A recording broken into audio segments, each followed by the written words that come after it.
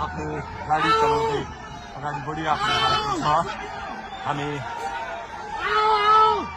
दुर्गा प्रसादसँगै अगाडि बढिरहेका छौँ। यहाँ निकै ठुलो मात्रामा युवाहरूको उपस्थिति देख्न सकिन्छ। आफै अगाडि बढ्दै हुनुहुन्छ। प्रहरीलाई गाडीले पेलेर दुर्गा प्रसाद अगाडि बढ्दै हुनुहुन्छ।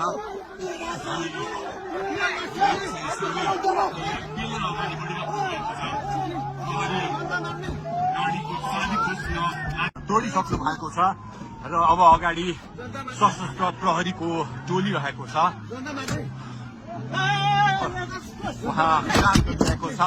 तपाईँ देख्न सक्नुहुन्छ दुर्गा प्रसाईको गाडीलाई प्रहरीले रोकिराखेको अवस्था। उहाँले यो प्रहरीका सम्पूर्ण सुरक्षा घेरा तोडेर दुर्गा प्रसाई अगाडि बढ्नु भएको छ र यति बेला 3 खुनेको यो तोडेर दुर्गा प्रसाई अगाडि बढिराख्नु भएको छ। हामी